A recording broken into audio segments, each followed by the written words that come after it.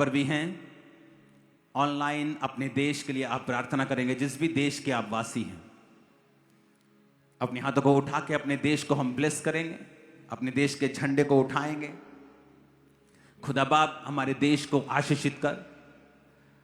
जो जो लोग जिन देशों से मुझे देख रहे हैं तेरे वचन को सुनने के लिए, तेरे नाम को जानने के लिए, उन देशों को भी तू आशीषित कर। उनकी इकोनॉमी को तू गिरने ना दे, उन्हें ब्लेस कर खुदावन। तेरे लोगों के कारण अपने देश के लिए हम प्रार्थना करते, प्रधानमंत्री मोदी जी के लिए प्रार्थना करते खुदावन, तेरी बुद्धि तेरी ताकत उनमें आए। बाकी मंत्रियों के लिए प्रार्थना करते खुदावन, सेवा करने का बोझ उनमें आए। उनकी सुरक्षा के लिए प्रार्थना करते, हर एक बुरे एलिमेंट से हम प्रार्थना करते। सब देशों के लिए जो देख रहे हैं इस समय खुदावन, उन देशों की इकोनॉमीज को ब्लेस होने के लिए खुदावन, हम पंजाब के लिए प्रार्थना करते मेरे पिता, पीस के लिए, शांति के लिए, यूनिटी के लिए, पंजाब के सीएम के लिए खुदावन, भगवंत मान जी के लिए प्रार्थना करते खुदावन, तेरा पवित्र आत्मा उन्हें छुए, उनकी सेहत को छुए। हम हर एक व्यक्ति खुदावन जो पॉलिटिकल लाइन में हैं, तेरे वचन में लिखा है कि उनके लिए प्रार्थना करना जरूरी है ताकि वो सही डिसीजन लें और तुम भक्ति और चैन और विश्राम के साथ जीवन बिताओ। पिता हम प्रार्थना करते तेरा बोझ हर एक जन के ऊपर आए जो इस सेवा में है। तेरी बुद्धि का आत्मा उन्हें छुए खुदावन। हर तरह की शैतान की शक्ति, बेसमय मौत से उन्हें बचा के रख। प्रभु यीशु मसीह के सामर्थी नाम में हम मांगते हैं। अपने हाथों को उठाएंगे क्योंकि हर एक अच्छा मसीही एक अच्छा सिटीजन होगा, ये निशानी होगी। तो रोज जब आप प्रार्थना करने के लिए बैठते हैं, अपने देश के लिए प्रार्थना करना ना छोड़ें। अपने देश के अगुओं के लिए, जो पॉलिटिकल अगुए हैं, अपने स्टेट के लिए प्रार्थना करना ना छोड़ें। जब आप प्रार्थना करते हैं, परमेश्वर का आत्मा इंटरवीन करता है, वो दखल देता है। प्रार्थना आपका एकमात्र हथियार है और ये सबसे बड़ा हथियार है। बाइबल कहती है राजाओं का मन नालियों के समान परमेश्वर के हाथों में रहता है, जिसे वो चाहता उसे फेर देता है। लेकिन उसे कोई प्रार्थना करने वाला जन चाहिए उनके मनों को चेंज करने के लिए। अपने हाथों को उठाकर हम प्रार्थना करेंगे खुदावन। जितनी स्टेट्स हैं, छत्तीसगढ़ है खुदावन, यूपी है, बिहार, झारखंड, सभी स्टेट्स के लिए जहां तेरे नाम के कारण तेरे लोगों को परसिक्यूशन सहना पड़ता है, तो वचन कहता है आनंद मनाओ। जब मेरे नाम के कारण लोग तुमसे बैर करें, तुमको तुम्हारे बारे में बुरी बातें बोलें, तुमसे बैर करके तुम्हारा नाम काट दे, तुम्हारे बारे में बुरी बुरी बातें झूठ फैलाएं, तो तुम आनंदित होना, क्योंकि स्वर्ग में तुम्हारे लिए बड़ा फल है। क्योंकि तुमसे पहले जो सच्चे भविष्यद्वक्ता थे उनको भी इसी रीति से इन्होंने सताया था। खुदावंद हम तेरे नाम का धन्यवाद करते हैं। उन सब जगहों के ऊपर जहां चर्चिस लगाने में प्रॉब्लम है, तेरा आत्मा उन अधिकारियों को, पुलिस को, जुडिशरी को, हर एक जन को छुए। और सब जगह जहां खुदावंद तेरे नाम के लोग बसते हैं, खुदावंद तेरे नाम के लोग खुदावंद जो हाथों को फैलाकर तेरे नाम के सामने प्रार्थना करते हैं, वहां पर तेरी बंदगियां होने पाए, मीटिंग्स होने पाए, बड़े बड़े खुदावंद सभाएं वहां पे होने पाए, क्योंकि आप धर्म बदलने नहीं, जीवन बदलने के लिए आए हैं। यीशु मसीह का आत्मा एक एक स्टेट को टच करे खुदावंद। अपने हाथों को उठाओ। आज से बहुत साल पहले, आई थिंक 10 साल पहले की बात है, तो परमेश्वर ने मुझे एक विजन दिया था कि किस तरह से चर्च में हमें अलग अलग स्टूडियोज बनाने हैं जहां पर अलग अलग भाषा में प्रचार का जो होगा, ट्रांसलेशन होगा। आपने अभी थोड़ी भाषाओं में सुना है, मराठी में, उड़िया में, बंगाली में, भोजपुरी में। तो जो चर्च का नया ऑफिस बन रहा है, जो अगले महीने उसकी ओपनिंग हो जाएगी, वहां पर वो 9 स्टूडियो बन चुके हैं। और उन 9 स्टूडियो के कारण अब पूरे देश में, पूरी दुनिया में, चाइनीज में भी, अरबी में भी, इंग्लिश में भी, फ्रेंच में, स्पेनिश में खुदावंद का प्रचार करोड़ों लोगों तक पहुंचेगा। अपने हाथों को उठाओ, थैंक यू जीसस बोलते हुए खुदावंद से बात करो। परमेश्वर तेरा प्रचार खुदावंद एक एक कोने तक जाने पाए। सुसमाचार के लिए याद रखो एक बात, चर्च सिर्फ पैसा बोने से ही सुसमाचार नहीं फैलता, क्योंकि अगर सिर्फ पैसे से ही वो फैलता हो तो याद रखो बहुत सी बड़ी बड़ी डिनोमिनेशन है जिनके पास खरबों रुपया है, लेकिन वो प्रचार नहीं कर पा रहे हैं।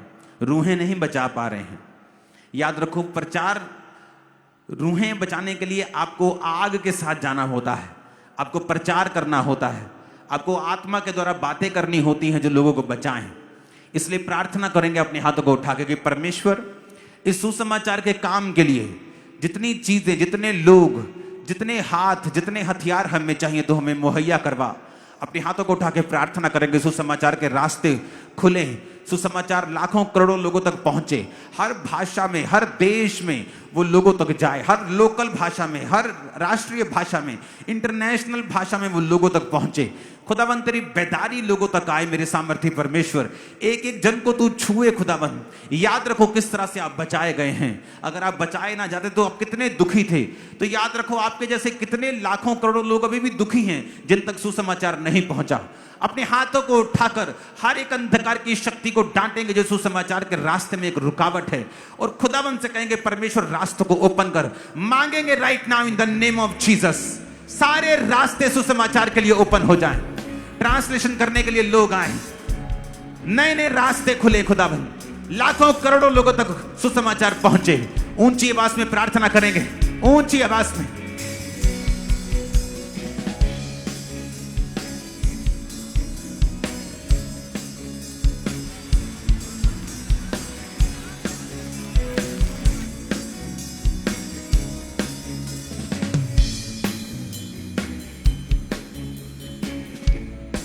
सब रास्ते ओपन हो, दरवाजे खुले यीशु मसीह के नाम में सुसमाचार के लिए। सब भाषाओं में, सब चैनल्स के ऊपर, टीवी चैनल्स के ऊपर हाथों को उठा के प्रार्थना करेंगे। प्रार्थना से सब कुछ हो सकता है।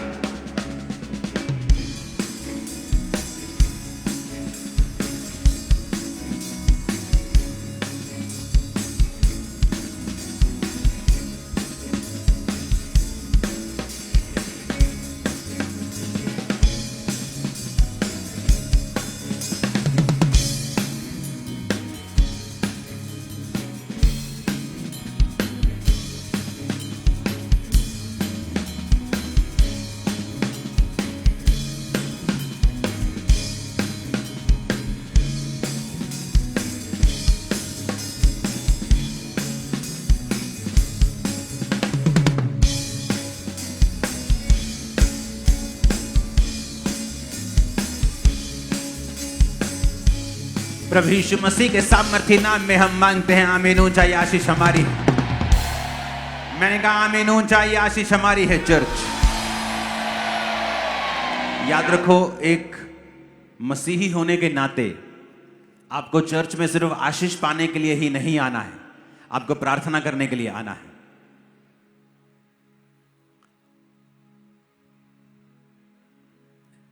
कितनों ने मराठी में प्रचार सुना है जो इंटरनेट पे डाला है? थोड़े लोगों ने सुना है।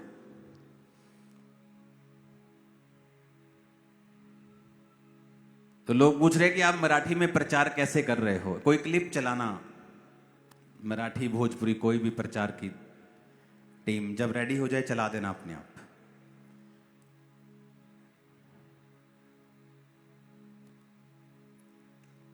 हट जाओ सामने से कैमरामैन, बैठ जाओ नीचे, कनेक्शन नहीं बनता लोगों के साथ। हालेलुया। जो ट्रांसलेशन अभी शुरू हुई है उसे मैंने टीम को बोला है कि वो 26-26 मिनट की करे, क्योंकि आपने अभी सिर्फ YouTube के ऊपर वो प्रचार सुना है, मराठी, बंगाली, भोजपुरी, लेकिन हमारा मकसद YouTube नहीं है। हमारा मकसद है लोकल चैनल्स के ऊपर जाना, जहां से लाखों लोग, करोड़ों लोग सुनेंगे। YouTube पे इन चैनल्स को लाखों लोग सुनेंगे, लेकिन उन चैनल्स के ऊपर जहां लोग बैठे हैं, लोकल लोग बैठे हैं, वो करोड़ों लोग वहां पे सुनेंगे। तो ये एक सॉफ्टवेयर से सारा कुछ हो रहा है, मेरी आवाज नहीं है। वो ट्रांसलेशन करता है कोई सॉफ्टवेयर, मेरी आवाज की कॉपी करके उसको सेट कर देता है। तो अभी लोग चाहिए जो सब भाषाओं में डब कर सकें, भोजपुरी, बंगाली, उड़िया, मराठी। आई थिंक ये लोग हमारे पास हैं। मलयालम नहीं है हमारे पास, कन्नड़ नहीं है, तमिल, तेलुगु। अब ये लोग चाहिए जो आए, क्योंकि बाइबल कॉलेज जो बनाया है उसके बनाने का मकसद ये है कि उसे पूरा एसी बनाया है। नया बाइबल कॉलेज की जो बिल्डिंग है, 500 लोग वहां रह सकते हैं, तो उन लोगों के रहने की व्यवस्था भी वहां पे होगी। तो वो लोग आएंगे। स्टूडियो बन चुका है, अगले महीने या दिसंबर में उसकी ओपनिंग हो जाएगी। सारा जो अंदर का ऑफिस है, पूरे ऑफिस की ओपनिंग हो जाएगी, स्टूडियोज की ओपनिंग हो जाएगी, टीवी स्टूडियो की ओपनिंग हो जाएगी, सभी तरह की चीज़ों की ओपनिंग हो जाएगी। तो वो वहाँ पर जाकर डब करेंगे, बाइबल कॉलेज में वो रहेंगे आराम से।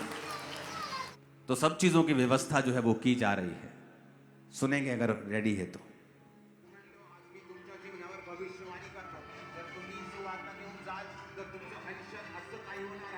अजूनपर्यंत कधीच झालं नाही। येशू ख्रिस्ताच्या नावात तुमच्या हातात जी सुवार्ता पत्रिका आहे, जर आपण आता प्रेरित पावलाच्या काळात जाऊ तरी पत्रिका छापणे देखील शक्य नव्हते। त्या काळात लोक हाताने छापायचे। त्या काळात जर कोणाला 10,000 पत्रिका छापायच्या असतील तर लोक बसून हाताने लिहायचे। तर तेव्हा सगळं कठीण होतं। इंटरनेटवर कोणती सभा बघायला नव्हती। टीव्ही आणि इंटरनेट हे आत्ताच्या काळात आहे, पण हे तेव्हा काहीच नव्हतं। कोणतीही कार नव्हती, कोणतीही मशीन नव्हती व कोणतीही सुविधा नव्हती। तरी आपण हे बघतो की परमेश्वराने त्यांचा उपयोग केला आणि त्यांनी युरोप खंडात आणि पूर्ण जगात परमेश्वराचे कार्य केले। आज या काळात सगळं काही सोपं आहे। जर मला 1,00,000 सुवार्ता पत्रिका छापायची असेल तर मी ती एका रात्रीत छापतो आणि तुम्हा लोकांना देतो। ये मुंबई वाले खुश हो रहे होंगे मराठी में ही। एक बंगाली वाला दिखाना है, भोजपुरी वाला दिखाना है, कोई भी दिखाओ इनमें से। मैं आपको दिखा रहा हूं कि अगर शैतान चीजों को यूज कर सकता है तो उसके लोग ज्यादा कर सकते हैं।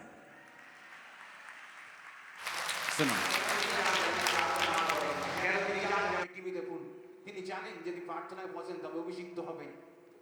প্রতিদিন অভিষেকের সাথে ঘষে তবে অভিষেক তার ভিতরে চলে আসবে। অভিষেকের আশীর্বাদ আসবে। শয়তান অভিষেককে ঘৃণা করে। সে এমন গির্জাকে ঘৃণা করে না যেখানে অভিষেক নেই।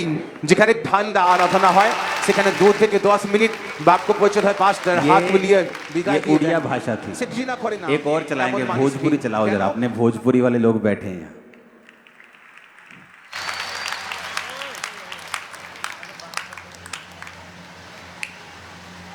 भोजपुरी सुनेंगे क्या? मुझे भाषाएं आती जा रही, मैं सुनता हूं तो मुझे भाषा आती जा रही।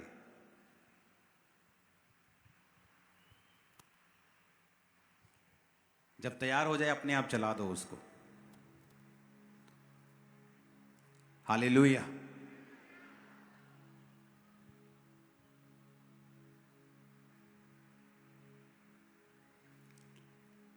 भोजपुरी और एक और है बंगाली, दोनों सुनेंगे। बहुत मजा आता है सुनने में। मेरे बच्चे सुनते रहते हैं घर पे लगा के।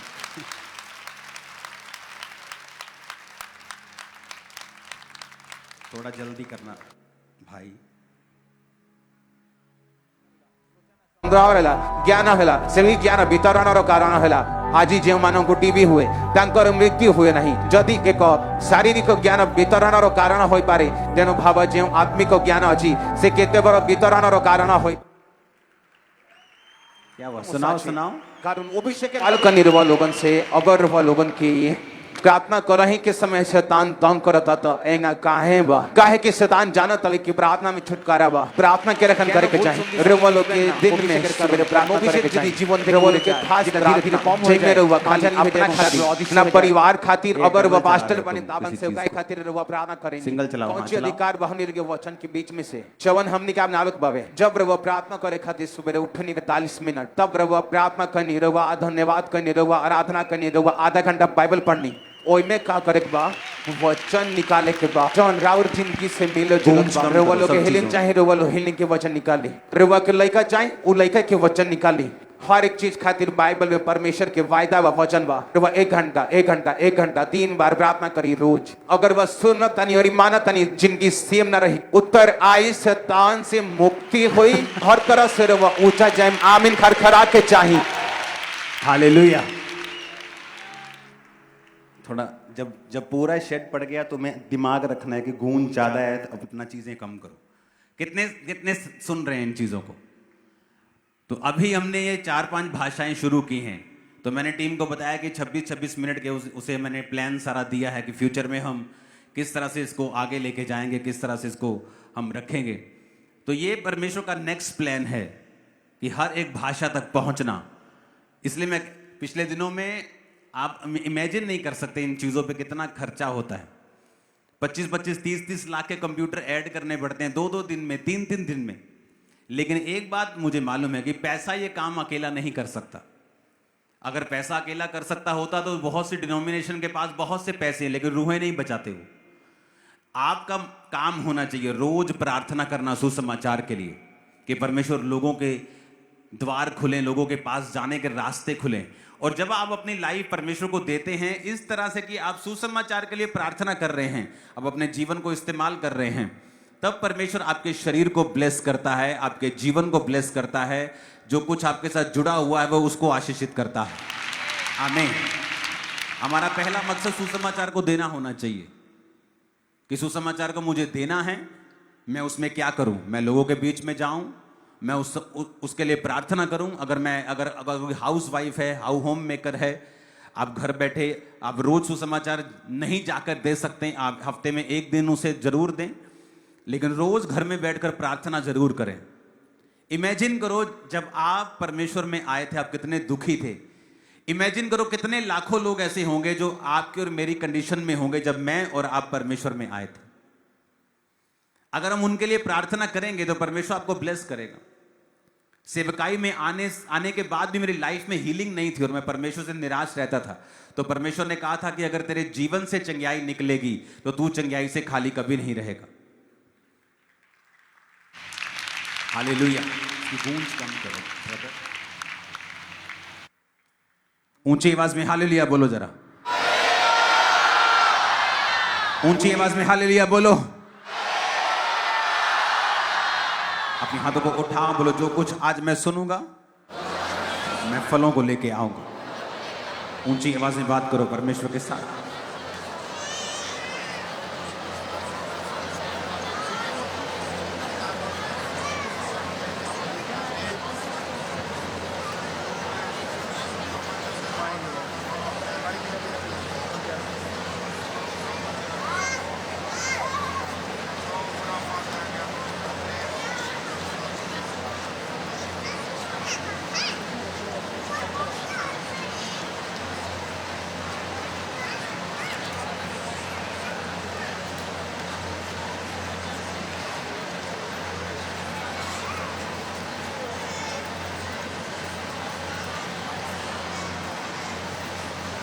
प्रभु यीशु मसीह के सामर्थ्य नाम में हम मांगते हैं।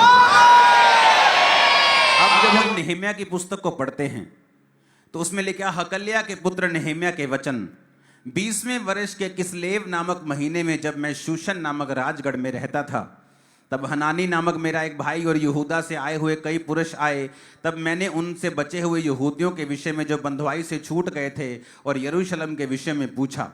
उन्होंने मुझसे कहा, जो बचे हुए लोग बंधुआई से छूटकर उस प्रांत में रहते हैं वे बड़ी दुर्दशा में पड़े हैं और उसकी निंदा होती है, क्योंकि यरूशलेम की शहरपनाह टूटी हुई है और उसके फाटक जले हुए हैं। ऊंची आवाज में हालेलुया बोलो, फिर से बोलो हालेलुया ऊंची आवाज में। अब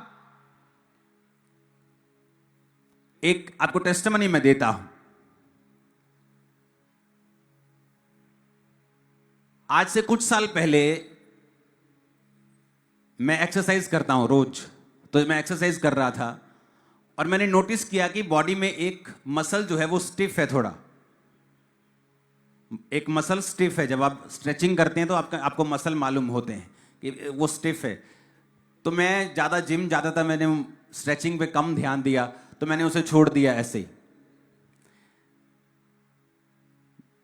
4-5 साल में मेरा ट्रेनर चेंज हो गया और मेरे नए ट्रेनर ने कहा आज हम स्ट्रेचिंग करेंगे।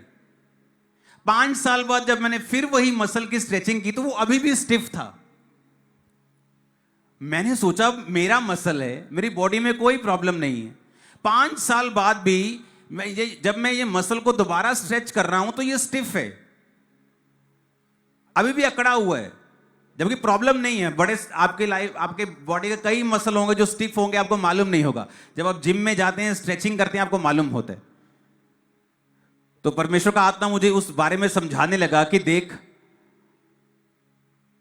जब तूने उसका कुछ नहीं किया, 5 साल बाद भी वो स्टिफ का स्टिफ ही रहा, अकड़े का अकड़ा ही रहा। और आप इमेजिन करो, मैंने जब स्ट्रेचिंग शुरू की, नई स्ट्रेचिंग थी, 2 दिन स्ट्रेचिंग की, तीसरे दिन वो मसल बिल्कुल ठीक था। 5 साल वो वैसे ही रहा और मुझे मालूम नहीं था। मैंने एक बार किया तो वो स्टिफ था, मैंने इग्नोर कर दिया क्योंकि मेरा ध्यान मसल बनाने पे था। लेकिन जब ट्रेनर चेंज हुआ, 5 साल बाद एक नई एक्सरसाइज की, जब स्ट्रेचिंग करने लगे एक्सरसाइज से पहले, तो वो मसल स्टिफ निकला। तो मुझे ध्यान में आया कि वाकई ही इस दुनिया में अपने आप कुछ भी ठीक नहीं होता है, उसे करना पड़ता है। कई बार आप सोचते हैं कि ये हो जाएगा, अपने आप हो जाएगा। टाइम कुछ भी हील नहीं करता है।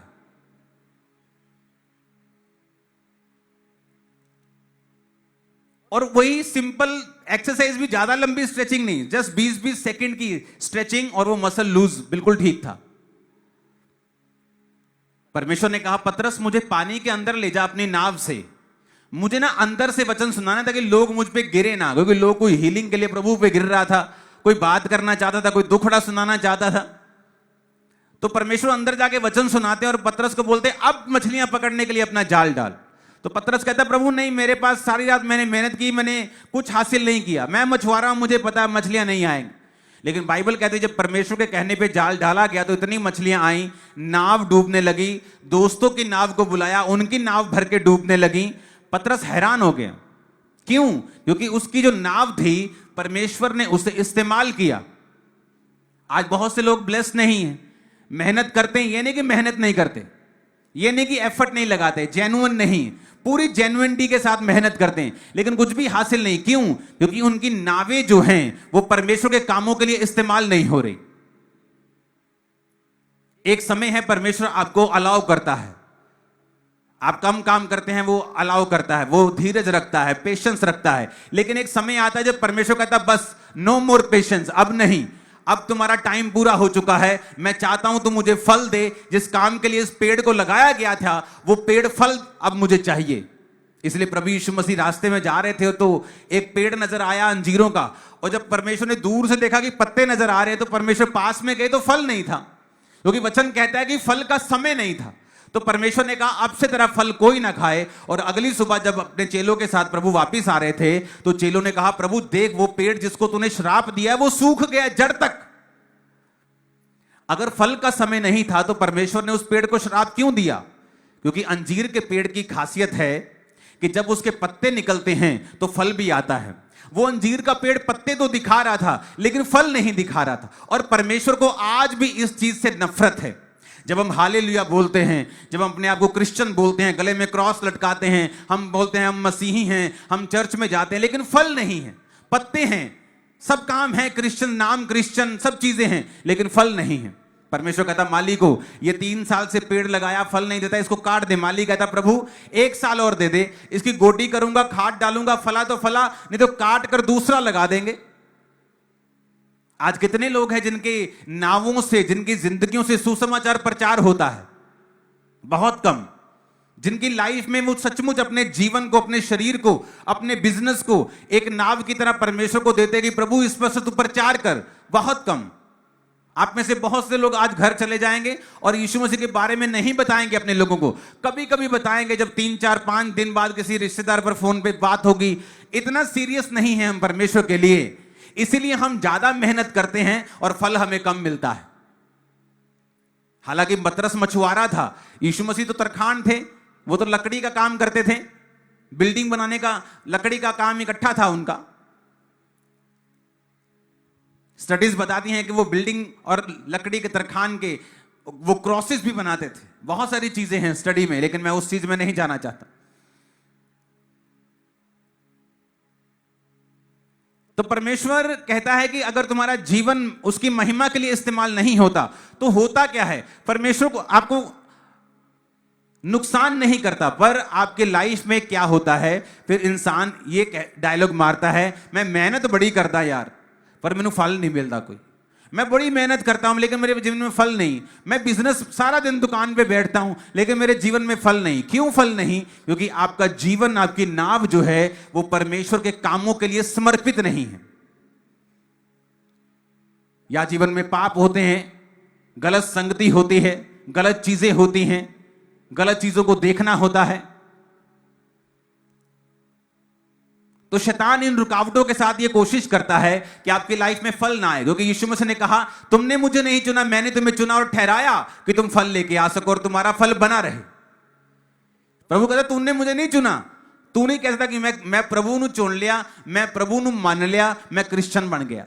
परमेश्वर कहता, तुमने मुझे नहीं चुना, मैंने तुझे चुना है और ठहराया कि तू फल लाए। यानी तुझे चुनने का जो पहला मकसद है वो ये है कि तेरा फल आना चाहिए, तू बहुत सा फल लाए। वो फल क्या है? तू सुसमाचार प्रचार करे। और फल क्या है? तेरे जीवन में चंगियाई हो, तेरे जीवन में बरकत भी हो, वो भी एक फल का हिस्सा है। हालेलुया। तो ये हमें देखना है कि क्या मेरा जीवन, क्या मेरा बिजनेस, क्या मेरा कैरियर, क्या मेरा शरीर, क्या मेरे बच्चे, क्या मेरे परिवार, सब कुछ क्या परमेश्वर में समर्पित है? क्या हम परमेश्वर के कामों को कर रहे हैं? क्या हम सुसमाचार को फैला रहे हैं कि नहीं? हालेलुया। अब यहां पर नेहम्याह क्या कहता है? सुसमाचार को फैलाना, खुदा का काम करना। नेहम्याह क्या कहता है कि जब मैंने दुर्दशा की बात सुनी यरूशलेम की, तो क्या कहता है? मैं क्या करने लगा? कहता मैं बैठकर रोने लगा। 4 आयत में लिखा, कितने दिन तक विलाप करता और स्वर्ग के परमेश्वर के सम्मुख उपवास करता और यह कहकर प्रार्थना करता रहा, हे स्वर्ग के परमेश्वर यहोवा, हे महान और भय योग्य ईश्वर, तूने जो अपने प्रेम रखने वाले और आज्ञा मानने वाले के विषय अपनी वाचा को पालता और उन पर करुणा करता रहा है, तो कान लगाए और आंख खोले रहे कि जो प्रार्थना तेरा दास इस समय तेरे दास इजराइलियों के लिए दिन रात करता रहता है, उसे तू सुन ले। और जब नेहम्याह को मालूम हुआ कि यरूशलेम खुदा का जहां घर है, जहां खुदा का शहर जिसे यरूशलेम को बोलते हैं, उसकी शहरपना जली हुई, टूटी हुई और फाटक जले हुए, यानी उस शहर की महिमा जो थी वो खराब हो चुकी थी, तो एक क्रिश्चियन व्यक्ति है वो इस बात को सहन नहीं कर सकता। और बाइबल कहती पहला काम उसने क्या किया? प्रार्थना करी, प्रेयर की। बिना प्रेयर के आपका पैसा भी कुछ नहीं कर सकता। बहुत से मिनिस्ट्रीज के पास बहुत पैसा है लेकिन वो इतनी रूहें नहीं बचा पाते। पहला काम उसने किया कि प्रभु मैं तेरे काम करना चाहता हूं,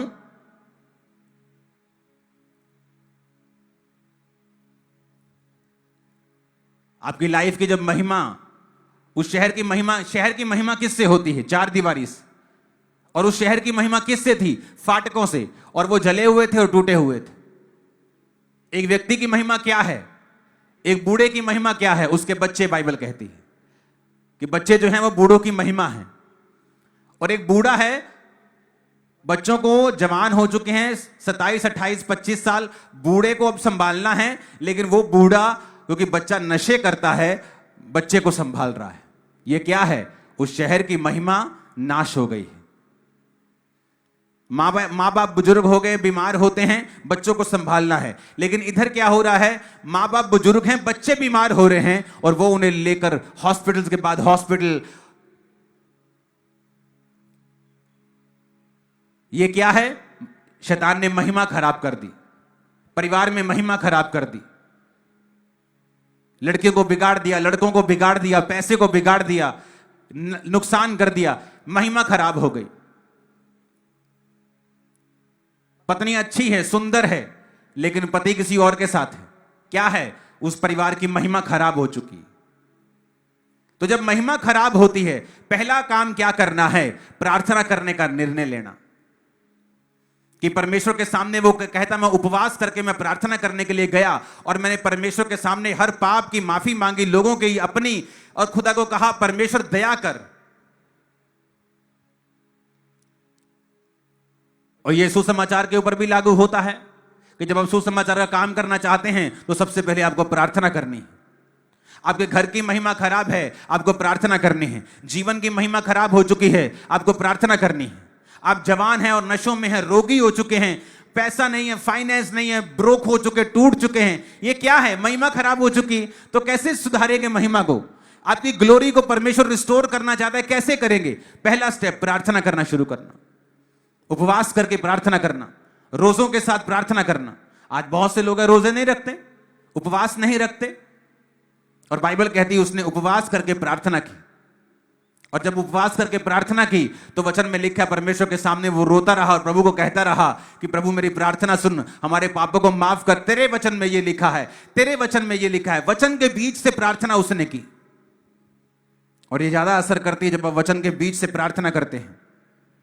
हालेलुया। वचन में लिखा है, कहता 7 आयत में, हमने बहुत बुराई की है, जो आज्ञाएं, विधियां और नियम तूने अपने दास मूसा को दिए थे, उनको हमने नहीं माना।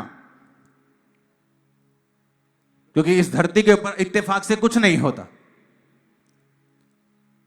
एक बात अगर आप मेरी आज समझ लें, जिंदगी सफल हो सकती है आपकी। सिर्फ एक बात, वो ये है, पाप करने के बाद आपका डाउनफॉल कभी भी एकदम से शुरू नहीं होता। और प्रभु के साथ तौबा करने से आपका ऊपर ऊंचाई पे जाना एकदम से शुरू नहीं होता। इस बात को हमेशा ध्यान रखें। इन्होंने पाप किया बहुत समय पहले, और परमेश्वर ने क्या किया?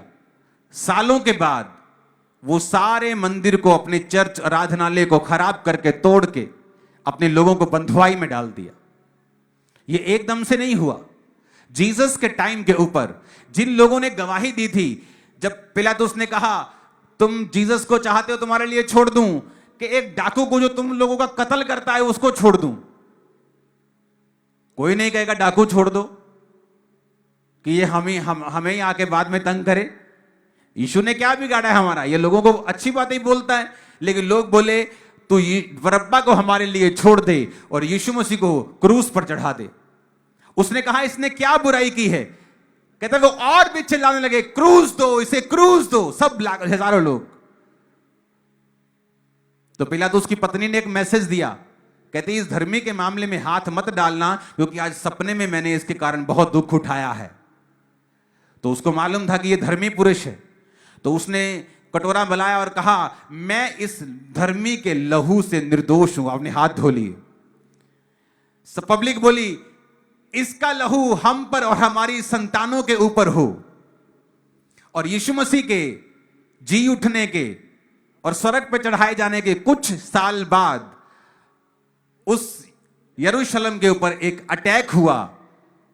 अगर आप हिस्ट्री पढ़ें, भवन तोड़ दिया गया, लोग बंधुआई में बांध लिए गए, और उन्हें बांध लिया गया और उन्हें एक तरह का खत्म कर दिया गया, देश फिनिश कर दिया गया। एकदम से नहीं हुआ। यीशु मसीह के मरने के बाद वो लोग उसी तरह से बिजनेस कर रहे थे, उसी तरह से हंस खेल रहे थे, उनके बच्चे हो रहे थे, कुछ बदला नहीं। लेकिन जब बदला तो ऐसा बदला, कहते ना पंजाबी च कन्ना नूं हथ लवाते, फिर ऐसा बदला कि जो रिवर्सेबल नहीं था। शुक्र किया करो अगर आप कुछ गलत करें और परमेश्वर तभी आपको कुछ सजा दे दे छोटी मोटी, क्योंकि अगर वो आपको लंबे कोर्स में डालेगा तो बड़ा खतरनाक डालेगा। कई बार आप पाप करेंगे, आपको एकदम से डाउनफॉल नहीं होगा, उसी तरह से आपकी लाइफ चलती रहेगी, आपकी ब्लेसिंग चलती रहेगी। लेकिन अब आपका ट्रैक चेंज हो चुका है, क्योंकि अब आप इस ट्रैक पे जब चलेंगे, आपकी मंजिल वो कभी नहीं है जो यहोवा ने आपको देनी थी। मैं आपको गारंटी देता हूं। जब मैं परमेश्वर में था और पाप से दूर रह के पवित्रताई में प्रभु को पुकारता था, तो मेरे जीवन में कोई बदलाव नहीं होता था। मैं आपको सच कह रहा हूं, सिर्फ आत्मिक बदलाव होते थे, शारीरिक आशीषें आती थी, लेकिन जो बदलाव मैं चाहता था बड़े वो नहीं होते थे। लेकिन वो हुए, एकदम से नहीं हुए, लंबा टाइम लगा, सालों लगे, वो बदलाव हुए। तो आज जब मैं कुछ मांगता हूं और वो नहीं होता, मैं जानता हूं ये बदलाव होगा, अपने समय में होगा, परमेश्वर में होगा, क्योंकि ये होगा। वचन में लिखा है, मांगो तो दिया जाएगा, ढूंढो तो तुम पाओगे, खटखटाओ तो तुम्हारे लिए खोला जाएगा। ये होगा। तो कभी भी अपनी रिसेंट अभी की परिस्थिति के हिसाब से मत पाप में और निराशा में गिरें, क्योंकि अभी फर्क नहीं पड़ेगा, लेकिन फ्यूचर में 100% पड़ेगा। अभी नहीं पड़ेगा। बड़ी बड़ी पदवियों पे, मिनिस्ट्रीज में लोग होते हैं, पाप करते हैं, उसी तरह से चलते हैं, उसी तरह से सब काम करते हैं, लेकिन उन्हें यह नहीं पता कि इसका असर एकदम से नहीं होगा। इसका असर होगा, इसका असर होगा, होगा, 100% होगा। और जब होगा वो रिवर्सिबल नहीं होगा, उसको तुम रिवर्स नहीं कर सकते। एकदम से कभी पाप का असर नहीं होता। मैं अपनी लाइफ में आपको बता सकता हूं, अगर मैं पवित्रता में रहा हूं तो मैंने क्या पाया है, और मुझे मालूम है आज भी वही रूल है। आत्मा का रूल चेंज नहीं होता, क्योंकि आपकी लाइफ में आपकी एक्सपेक्टेशन होती है, सवाल होते हैं। शैतान सवालों के साथ आपके पास आता है, आपके विश्वास को हिलाता है, सवाल जवाब करता है। उस समय अगर आप शैतान की बात मान के गिरते हैं, या कोई गिरा जो इसलिए आप गिर रहे हैं, तो इसका मतलब आपने अब बीज डाल दिया। आपने पास्ट में पवित्रता का बीज डाला था और फ्यूचर में आप यहां पे हैं। अभी आप कैसा बीज डालेंगे फ्यूचर में, वो निर्धारित करेगा आप कहां पे होंगे। जिन लोगों ने परमेश्वर को क्रूस पे चढ़ाने की पूरी जिद लगा दी, उन पे एकदम से असर नहीं हुआ। 3 दशकों बाद, चौथे दशक में उनकी लाइफ पे असर हुआ और सब लोग खत्म कर दिए गए। पूरी महिमा मिट्टी में मिला दी गई। कितने मेरी बात को समझ रहे हैं? जब आप पाप में होते हैं, उसका असर आपके जनरेशन पे भी होता है, आपके बच्चों पर भी होता है, आने वाली जनरेशन पर भी होता है, आपके फाइनेंस पे होता है। सारा सिनेरियो चेंज हो जाता है। कई बार आप देखे होंगे, आप 2 ट्रैक चल रहे हैं, 2 रेलगाड़ियां चल रही हैं, अभी दोनों सेम ट्रैक चल रहे हैं, लेकिन आगे चल के हल्का से चेंज आएगा और दोनों की मंजिल पूर्व पश्चिम जैसी अलग अलग हो जाएगी। उसी तरह से एक धर्मी और एक पापी है, दोनों परमेश्वर में चल रहे हैं, लेकिन जैसे एक गुनाह करता है, हल्का सा टेढ़ा होता है, उसे नहीं पता उसकी मंजिल अब कहां परमेश्वर जाके उसे सेट करेगा। उसका सारा कोर्स ही चेंज हो गया है, उसका एंड रिजल्ट सारा चेंज हो चुका है। उसे अभी नहीं पता, लेकिन उसे बाद में मालूम होगा। परमेश्वर ने कहा, इसहाक तू अब मेरे पास आने वाला है, अपने बच्चों को आशीष दे दे। उसने कहा ठीक है, मैं अपने बड़े बेटे को ब्लेस करता हूं, जल्दी जल्दी से बुलाकर।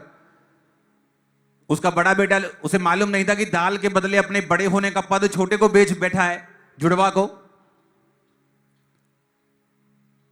तो छोटा उसके सामने धोखे से चला गया, उसको दिखता नहीं था, धुंधला था आंखों का। उसने आशीष दी, तेरे को अन्न मिले, तेरे को ऊपर से औंस मिले, तू अपने दुश्मनों को नगरों का अधिकारी हो। उसे हर तरह की आशीष दे दी। और जब वो आशीष लेके चला गया, एसाव आ गया, कहता बापू ये लो जी, मैं आपके लिए खाना लेके आया हूं, अहेर का शिकार का मीट लेके आया हूं। उसने कहा बेटा मैं तो आशीष दे चुका। किसको दे चुके? बेटा तेरा भाई आया, धोखे से आशीष ले गया, पर अब आशीष लगी रहेगी उसको। क्या पिता तेरे पास एक भी आशीष नहीं? रोकर बोला, क्या तूने सारी आशीष उसको दे दी है? कहता तेरा निवास उपजाऊ जमीन से दूर हो। समय आने के ऊपर तू अपने भाई के डाले हुए बंधनों को तोड़ दे। उसने कुछ आशीष उसको दी और छोड़ दिया। लेकिन अगर आप बाइबल पढ़ेंगे ध्यान से, जो आशीष उसने याकूब को दी थी कि तेरा निवास उपजाऊ जमीन पे हो, वो एसाव की लाइफ में पूरा हो रहा था, जबकि उसको आशीष नहीं मिली थी। क्योंकि जब याकूब वापिस आया अपने देश में, अपनी पत्नियों अपने बच्चों समेत, तो एसाव उसी देश में था, आशीषित हो रहा था। बड़ी भेड़ बकरियां थी। बाइबल कहती है, स्टडी बोलती है कि उनकी इतनी भेड़ बकरियां थी कि वो आपस में इकट्ठे नहीं रह सके। इसका मतलब एसाव भी जबरदस्त तरीके से आशीषित था और याकूब भी आशीषित था।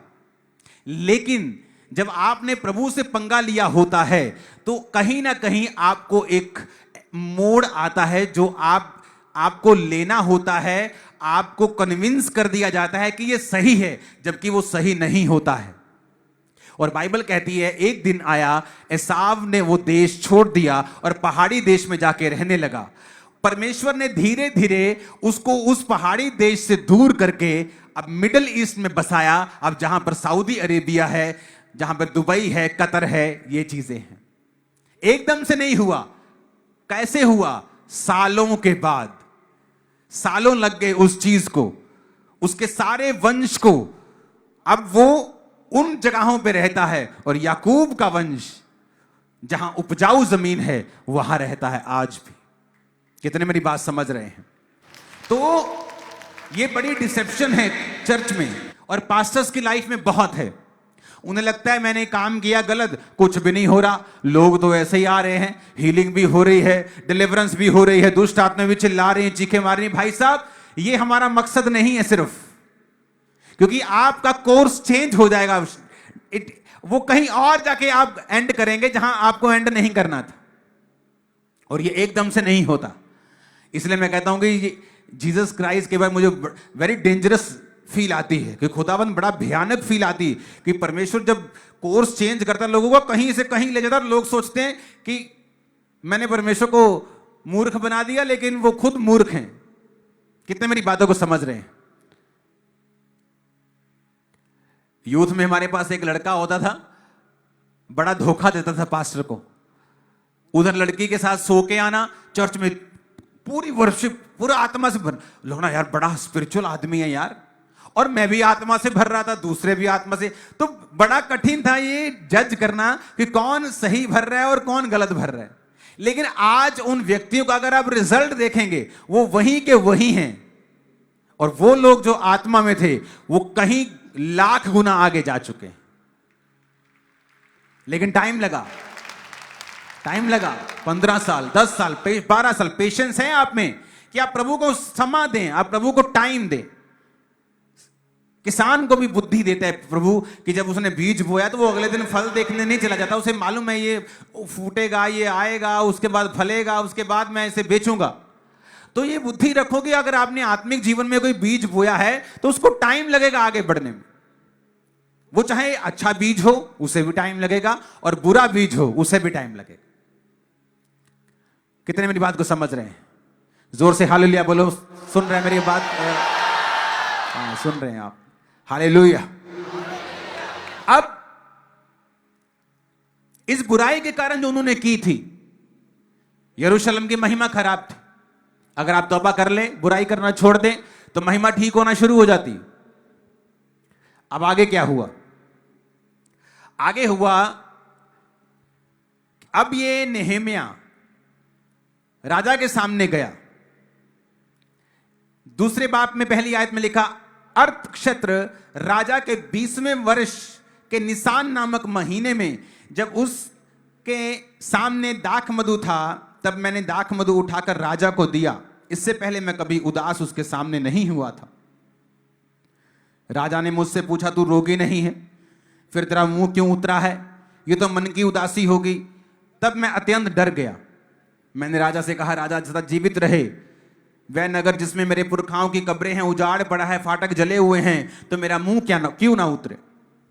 अब यहां पर रिस्क लिया गया, अपनी नौकरी का रिस्क। इतनी बड़ी ऊंची पदवी के ऊपर था।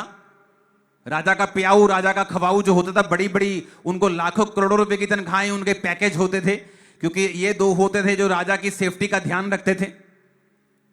अब उसका रिस्क ये था कि वो उदास होकर राजा के सामने गया। राजा उसको दंड भी दे सकता था, 10 साल का सजा राजा, कि तू मेरे सामने उदास होकर कैसे हिम्मत की मेरे सामने आने की। लेकिन बाइबल कहती है, जब आप इस बात को ठान लेते हैं कि मुझे अपने परिवार की, अपने शरीर की, अपने जीवन की महिमा को फिर से बनाना है, और उसे परमेश्वर के समान जैसे खुदा ने मुझे बनाया था, परफेक्ट ब्लेस्ड, वैसा करना है, तो आपको रिस्क लेना पड़ता है। लेकिन आज कितने लोग रिस्क लेने के लिए तैयार हैं? बहुत कम।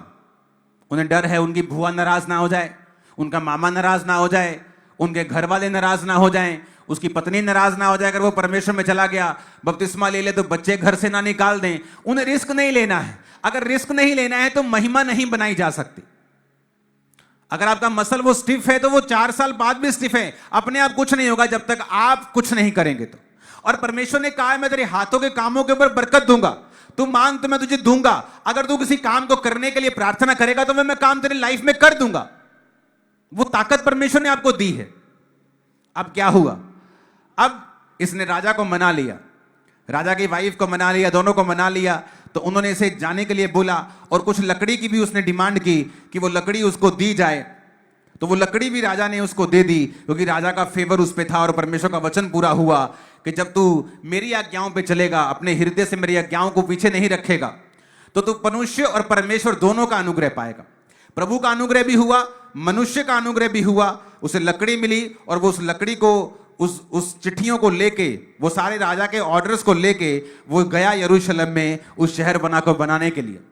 और यरूशलेम में जाके उसने क्या देखा, उसने देखा कि रात को वो गया और अकेला पूरे जाके चक्कर लगा के आया और किसी को साथ लेके नहीं गया।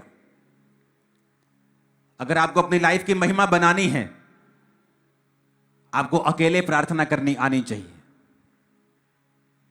मैं अपने परिवार के साथ भी कभी प्रार्थना करता हूं, लेकिन मैं अकेले रोज प्रार्थना करता हूं। मेरी पर्सनल प्रेयर भी होती है।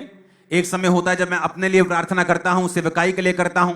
एक समय होता है जब मैं आप लोगों के लिए प्रार्थना करता हूं। अगर आपको अकेले प्रार्थना करनी नहीं आती, जो यीशु मसीह ने कहा है, अब जब 2 बाब की 13 आयत को पढ़ते हैं, कहता है मैं रात को तराई के फाटक में से होकर निकला और अजगर सोते के कूड़ा फाटक के पास गया। यरूशलेम की टूटी हुई शहरपनाह जले फाटकों को देखा। तब मैं आगे बढ़कर सोते के फाटक और राजा के कुंड के पास गया, परंतु मेरी सवारी के पशु के लिए आगे जाने को स्थान नहीं था, क्योंकि वो अपने साथ कुछ लेके नहीं गया। ये एक सिंबल है कि आपको अपनी महिमा को बनाना है। आप जानते हैं आपके परिवार के मसले, उनका हल कोई नहीं कर सकता। जो रिश्तेदार आपको रोक रहे हैं, जाओ उन्हें चैलेंज करो, उन्हें बताओ कि जो प्रॉब्लम्स आपको हैं, जो परिवारों में नशे हैं, उनको बोलो ठीक करके दिखाओ। जो डिप्रेशन आपको है, आपके रिश्तेदार को बोलो कि आपके दिमाग से निकाल के दिखाए। जो दुष्ट आत्मा आपको तंग करती है, उन्हें बताओ कि इस दुष्ट आत्मा से मुझे दूर करके दिखा। नहीं कर सकते। जब वो कर नहीं सकते, आपकी महिमा को रिस्टोर नहीं कर सकते, बल्कि बातें करेंगे उल्टा आपके घर से जाकर निकलकर, तो क्यों उनकी ओर देखना जो कुछ नहीं कर सकते। तो वचन कहता है वो रात को उठकर निकला। जिनको अपने लाइफ की महिमा को बनाना है, वो रात को सो नहीं सकते। मैं नहीं कहता फुल नाइट प्रार्थना करो, लेकिन रात को एक समय होता है, 10 से 1, 12 से 2, 10 से 1, 11 से 1, जब आप रात को बैठकर प्रार्थना करते हैं अकेले। रात को आपके बच्चे ने स्कूल नहीं जाना, रात को किसी बिजनेस वाले बंदे ने फोन नहीं करना, आपके कर्मचारी ने आपको तंग नहीं करना। वो समय है जब आप रात को प्रार्थना कर सकते हैं, क्योंकि आपको अगर अपनी लाइफ की महिमा को बनाना है, जले फाटक, यरूशलेम के फाटक जले, शहरपनाह टूटी, अगर आपको अपने शहर, अपनी लाइफ की महिमा को बनाना है, तो आपकी रात वेरी इंपॉर्टेंट है कि रात को उठकर आप प्रार्थना करें। लिखा सवारी के पशु के अलावा और कोई नहीं था। वो एक डिप्लोमेट आदमी था, एक बड़ा आदमी था, बड़े बॉडीगार्ड रख के जा सकता था। उसे मालूम था इनकी जरूरत नहीं है, क्योंकि मैं रात को मुझे प्रार्थना करने के लिए जाना है तो मुझे डिस्टर्बेंस होगी। और रात वो अकेला वो देख के आया, पैदल देख के आया। आज कितने क्रिश्चियन हैं, आप कितने हैं लोग रात को 9 बजे सोते हैं, सुबह उठते भाई साहब 8 बजे। पता नहीं कितनी गहरी नींद है आपकी, कि नींद को भी शर्म आ जाए आपको देख के। आपने वो प्रेशियस समय गवा दिया, क्योंकि आपकी लाइफ की महिमा को अगर आप बनाना है, आप अपनी रात को वेस्ट नहीं कर सकते। हालेलुया, ऊंची आवाज में हालेलुया बोलो।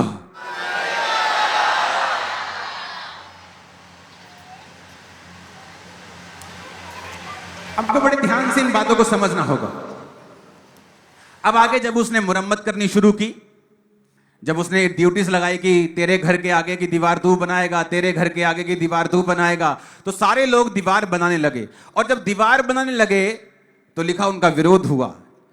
नहम्याह 4 बाब उसकी 1 आयत में लिखा, जब संबल्लत ने सुना कि यहूदी लोग शहरपनाह को बना रहे हैं, तब उसने बुरा माना और रिसियाकर यहूदियों को मजाक में उड़ाने लगा। वह अपने भाइयों के और शमरोन की सेना के सामने यूं कहने लगा, ये निर्बल यहूदी क्या करना चाहते हैं? क्या वे काम वे अपने बल से करेंगे? क्या वे अपना स्थान दृढ़ करेंगे? क्या वो यज्ञ करेंगे? क्या वो आज ही सब काम पूरा कर डालेंगे? क्या वे मिट्टी के ढेरों में जले हुए पत्थरों को फिर नए सिरे से बनाएंगे? लिखा वो उनका मजाक उड़ाने लगा। आपने कभी नोटिस किया, आप 40 साल से मसीह में नहीं थे, आपकी उम्र 50 साल हो गया, आप मसीह में नहीं थे। आप जैसे ही मसीह में आए, अपने लाइफ, अपने परिवार की महिमा के लिए प्रार्थना करने लगे, चर्च में जाने लगे, आपका विरोध होने लग गया। आप लाखों जगहों के ऊपर गए, आपका विरोध नहीं हुआ। आप बड़ी जगह के ऊपर गए, आपका विरोध नहीं हुआ। लेकिन जैसे ही आप चर्च में आए, आपका विरोध हुआ। मैं नशे करता था, गलत काम करता था, मेरा कोई विरोध नहीं हुआ। कुछ हाथ मिलाना, घूमना, कोई विरोध नहीं। सब धर्म के लोग आते थे, हम आपस में बात करते थे, मिलते थे, सब जगह कोई विरोध नहीं। लेकिन जैसे ही मसीह में आया, पाप छोड़े, प्रचार किया, लोगों ने विरोध किया। क्यों? आपको कभी समझ नहीं आई ये बात कि मसीह में आने के बाद ही आपका विरोध क्यों होता है? क्योंकि शैतान को पता है आपकी महिमा, आपकी ग्लोरी, आपके परिवार की, आपके शरीर की, वो परमेश्वर ही है जो बना सकता है, रिस्टोर कर सकता है, नया कर सकता है। तो वो क्या करता है? विरोध करता है। जब आपका विरोध हो तो आपको समझ लेना चाहिए कि शैतान आपका विरोध इसलिए कर रहा है क्योंकि उसको पता है कि अगर कोई जगह है जहां पर आपकी ग्लोरी, आपकी महिमा फिर से बन सकती है, तो वो यीशु का घर है, वो मसीह का घर है, वो उसी की प्रेजेंस है, वो क्रिश्चियनिटी है जहां आपकी ग्लोरी फिर से परमेश्वर रिस्टोर कर देंगे। आमीन ऊंचा चाहिए चर्च। कितने मेरी बातों को समझ रहे हैं? अब यहां विरोध होने लग गया, तो क्या किया उन्होंने? बाइबल कहती है विरोध के बीच में उन्होंने काम नहीं छोड़ा। लोग डर गए, विश्वासी डर गए, कहते नहीं अब ये काम नहीं होगा, हमारा शरीर भी थक गया है और ये लोग विरोध कर रहे हैं, हमें मारने के लिए आ रहे हैं। लेकिन नehemiah ने कहा नहीं, हम डरेंगे नहीं, रुकेंगे नहीं। हर एक बंदा अपनी जांग के ऊपर, पट के ऊपर तलवार लटका के एक हाथ से तलवार थामेगा और एक हाथ से मिस्त्री की तरह काम करके उस शहरपना को बनाएगा। उसकी अगुवाई के नीचे वो काम हुआ। और आप इमेजिन करो, ये नहीं कि नehemiah जहां पे काम कर रहा था वहां पैसे की कमी थी। बाइबल कहती है वहां पर रईस यहूदी थे जो ब्याज के ऊपर अपने गरीब यहूदी भाइयों को पैसा देते थे, उनका घर कब्जा कर लेते थे, उनको तंग करते थे ब्याज लेने के लिए। तो उसने नehemiah ने डांट लगाई, बड़ी महासभा की और बुलाया और बोला तुम जो रईस लोग अपने छोटे लोगों से ब्याज लेते हो, तुम बुरा करते हो, अब तुम ब्याज नहीं लोगे। और रईस लोगों ने उसकी बात को सुना। मैं कितने लोगों को जानता हूं जो फाइनेंशियली अच्छे हैं, स्टेटस के क्रिश्चियन, लेकिन परमेश्वर के राज्य में उनका वो योगदान कभी नहीं है। वो अपनी पार्टीज के ऊपर करोड़ों खर्च सकते हैं, लेकिन सुसमाचार के लिए उन्होंने कभी खर्चा नहीं किया। सुसमाचार के लिए 20,000 खर्चेंगे, क्यों? क्योंकि परमेश्वर कहता मैंने गरीबों को चुन लिया, बीमारों को चुन लिया। आपको प्रभु ने चुना है, लेकिन एक सलाह है, जब वो आपको उसी पोजीशन पे अमीरी की लेके जाए तब परमेश्वर को भूलना नहीं। आमीन। आज कितने लोग हैं जो फाइनेंशियली सेट हैं, लेकिन फिर वो जज करने लगते हैं।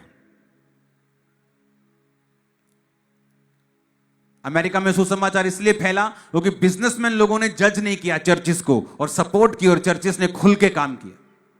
चर्चिस को मालूम है मुझे इस टीवी पे जाना है, मुझे कोई प्रॉब्लम नहीं है पैसे की, चलो काम करते हैं।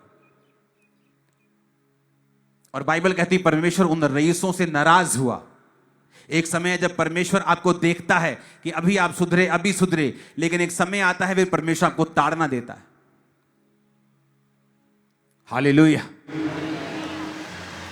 अगर आपको अपने फैमिली के, अपनी लाइफ की महिमा को बनाना है, रात को प्रार्थना, रिस्क लेना, काम करना, पापों से मन को फिराना, सुसमाचार के लिए अपने जीवन को देना, परमेश्वर पे भरोसा रखना, पाप में ना गिरना, यह सोचते हुए कुछ भी फर्क नहीं पड़ेगा। परमेश्वर आपके संग होंगे, आपके परिवार के संग होंगे, लाइफ सेम नहीं रहेगी। यीशु मसीह के नाम में आमीन ऊंचा चाहिए। हालेलुया।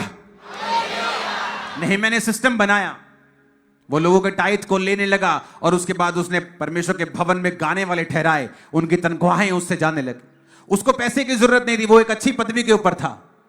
लेकिन जब सिस्टम बनाया गया, परमेश्वर का घर व्यवस्थित किया गया, बाइबल कहती है कि उस शहर पना को, उस फाटकों को उन्होंने बना दिया, यरूशलेम की महिमा को फिर से रिस्टोर कर दिया। जब वो खड़े रहे, डरे नहीं। 2 बार उसका विरोध हुआ। एक बार उनको ठट्ठों में उड़ाया गया, दूसरी बार उनके काम को बंद करने के लिए पूरा कोशिश की गई और उसको मारने की कोशिश की गई, लेकिन परमेश्वर उसके संग था और शैतान शर्मिंदा हुआ। जब आप प्रभु की महिमा के लिए खड़े होंगे, शैतान शर्मिंदा होगा। आज से एक बड़ी शर्मिंदगी शैतान की लाइफ में होगी, आपके परिवारों के लिए, आपके बिजनेस के लिए वो बड़ा शर्मिंदा होगा। आमीन ऊंचे वाला चाहिए चर्च, नहीं खड़कने वाला आमीन दो जरा मेरे को। Hallelujah, hallelujah. कितने इन बातों को समझ रहे हैं? आपके अपनी महिमा अपने आप नहीं होगी, बच्चा अपने आप नशे नहीं छोड़ेगा, अपने आप हीलिंग नहीं होगी। आपको डिसीजन लेना होगा, फैसला लेना होगा, बुराई से मन फिरा के रात को यूज करना होगा, परमेश्वर में चलना होगा, स्टैंड लेना होगा, रिस्क लेना होगा, काम करना होगा, बिना डर के, बिना भय के। कभी नोटिस करना, क्यों क्रिश्चियनिटी में आने पे ही तेरा विरोध हुआ? पहले नहीं हुआ। मैं सब जगहों में गया हूं, क्योंकि मेरी जो दादी थी, दादा था, वो एक बहुत बड़े पंजाब में जो डेरा है वहां जाते थे, तो मैं वहां भी जाता था। मेरे फादर जो थे वो हिंदू रीति रिवाजों में थे, मैं वहां भी जाता था। मेरे दोस्त मोस्टली सिख थे, जिस मोहल्ले में मैं पैदा हुआ हूं वहां पे 90% सिख थे, तो मैं वहां भी जाता था। लेकिन मसीह में आने में मेरा बड़ा विरोध हुआ। क्यों विरोध हुआ? क्योंकि यहां आपकी महिमा को बना दिया जाएगा।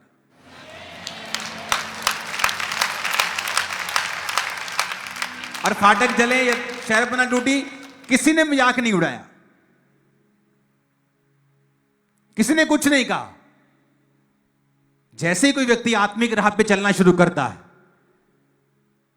सोचता है नहीं अब मैं अपने जीवन को बदलूंगा, वैसे ही शैतान तुम्हारे खिलाफ काम कर। शैतान को उस लोगों से क्या प्रॉब्लम है जो खुद सोए हुए हैं? शैतान कहता है सोने दे, क्या डिस्टर्ब करना है इसको, डिस्टर्ब करेंगे परमेश्वर में जाएगा, सोने दे इसको, कुछ मत बोलो इसको। लेकिन जैसे आप फैसला करते हैं परमेश्वर में बढ़ने का, आपको अलग अलग तरह की प्रॉब्लम्स का सामना करना पड़ता है। क्यों? शैतान को पता है यहां इसकी ग्लोरी बनेगी, क्योंकि जब एक ग्लोरी बनती है, आपकी जनरेशंस, आपके दोस्त, आपके मोहल्लों की भी ग्लोरी साथ में होती, बचाए जाते हैं वो। अपने हाथों को उठाओ,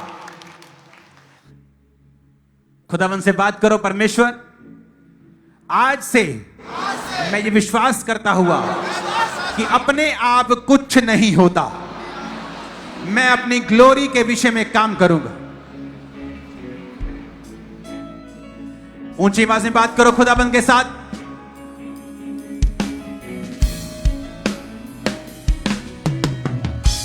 सब जन खड़े हो जाओ, रुमाल के साथ ले हैंड स्टार्ट करो लोगों का।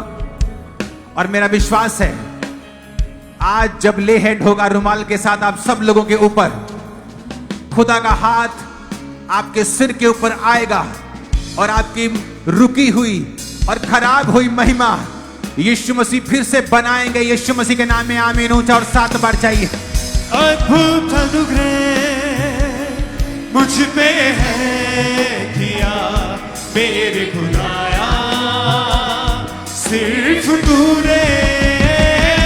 अद्भुत अनुग्रह मुझ पे है किया मेरे खुदाया, सिर्फ तूने। हाथों को हिलाओ, थैंक यू जीसस।